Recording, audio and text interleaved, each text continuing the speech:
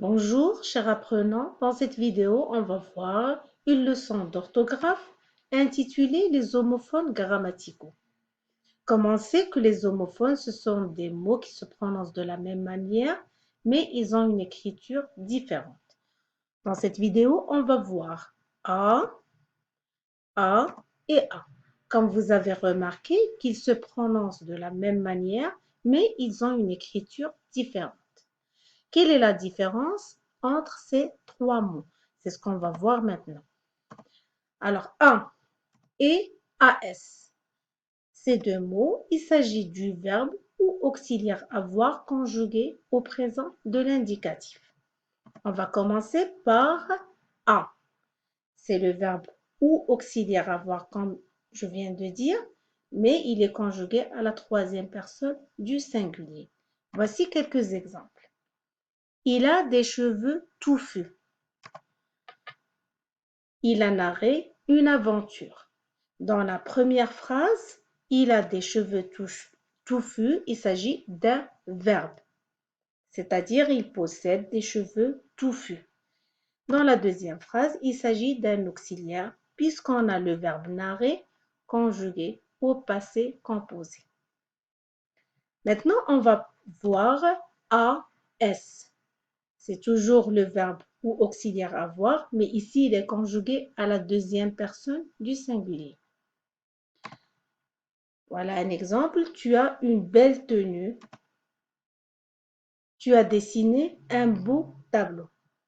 Dans la première phrase, tu as une belle tenue. Donc, tu possèdes une belle tenue. Donc, on peut le remplacer par posséder. Dans la deuxième phrase, il s'agit d'un auxiliaire puisqu'on a le verbe dessiner conjugué au passé composé.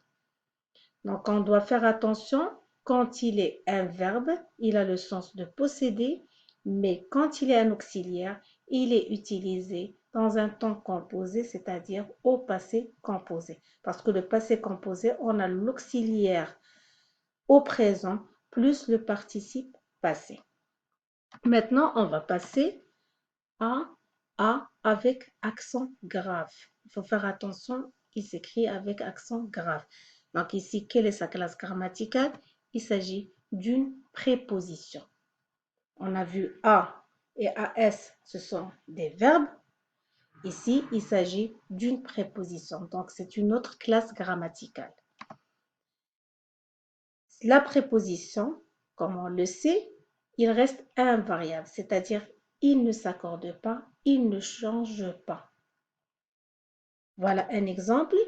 L'élève joue dans le caniveau à la sortie de l'école. Alors, A, ici, il reste invariable. C'est une préposition. Je ne peux pas le changer. Mais A et AS, puisqu'ils sont des verbes, on sait très bien que le verbe s'accorde avec le sujet, il est variable, donc il change. Mais la préposition, elle reste toujours invariable, elle ne s'accorde pas, elle ne change pas d'écriture ni d'orthographe. Maintenant, on va passer à un exercice d'application.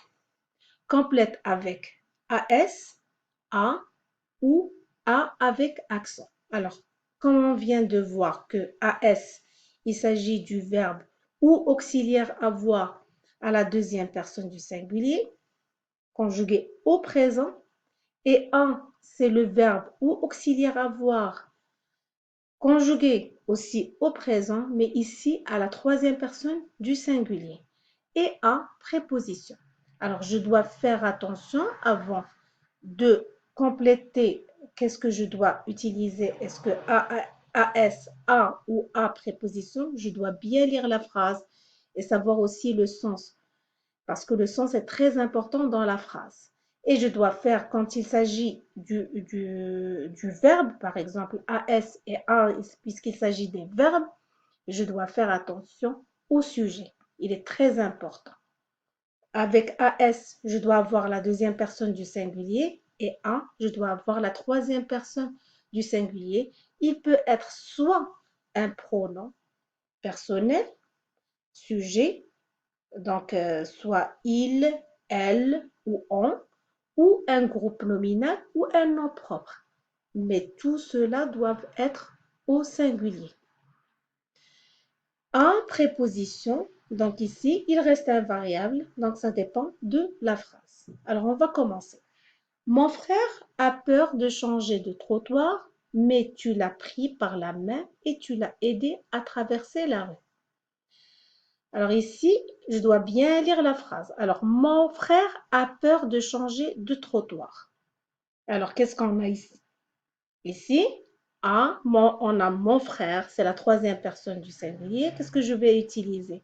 Ici, c'est avoir peur. Alors, on va utiliser a, c'est la troisième personne du singulier. Il s'agit du verbe. Mon frère a peur de changer de trottoir, mais tu l'as pris par la main. Alors, regardez bien, on a le sujet tu et on a le verbe prendre. Regardez comment il est. Il est, c'est le participe passé. Alors, on va mettre AS. Et tu l'as aidé à traverser la rue. Alors, ici, on a aussi tu.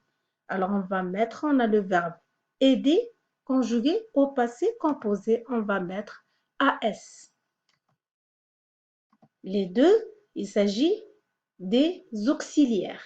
On a le verbe prendre conjugué au passé composé parce qu'il se conjugue avec l'auxiliaire avoir. Et aider aussi conjugué avec l'auxiliaire avoir. C'est le passé composé, le verbe aider conjugué au passé composé.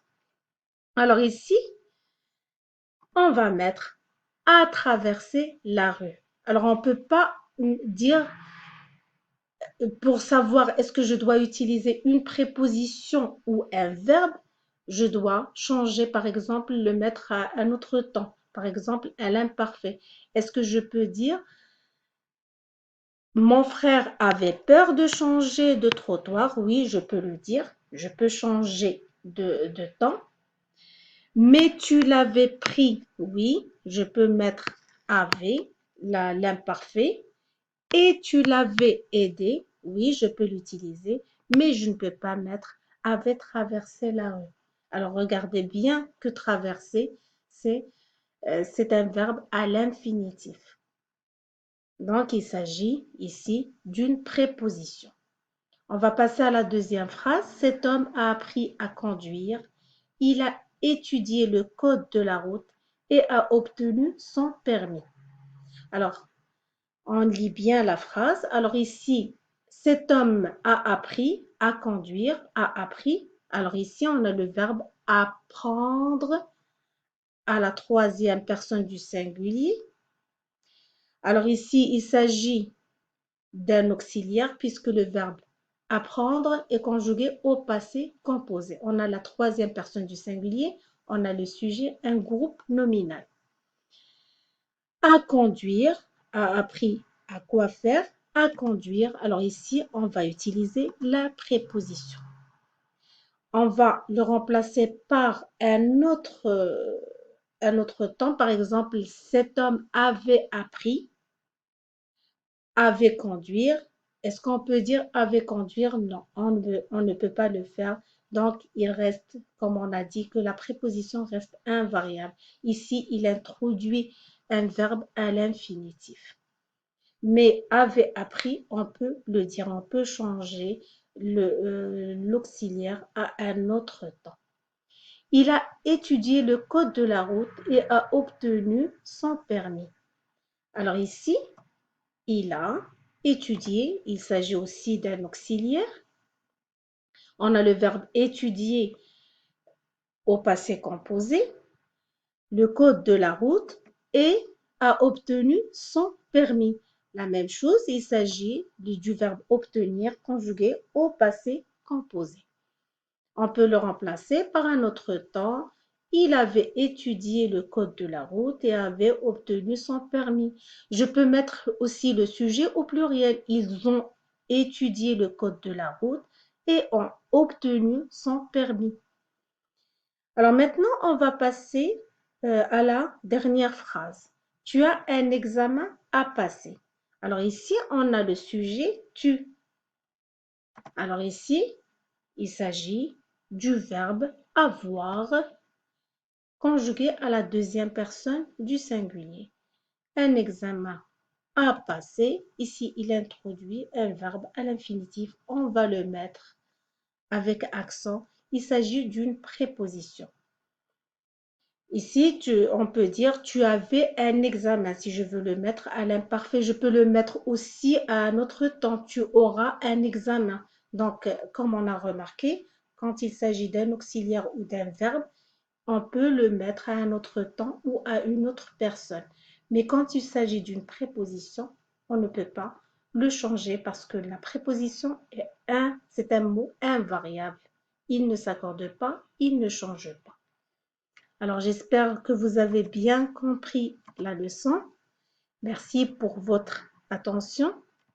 Si vous avez bien aimé la vidéo, n'hésitez pas à mettre un j'aime et vous abonner à ma chaîne si vous n'êtes pas encore abonné. À bientôt et à une prochaine vidéo. Merci pour votre attention.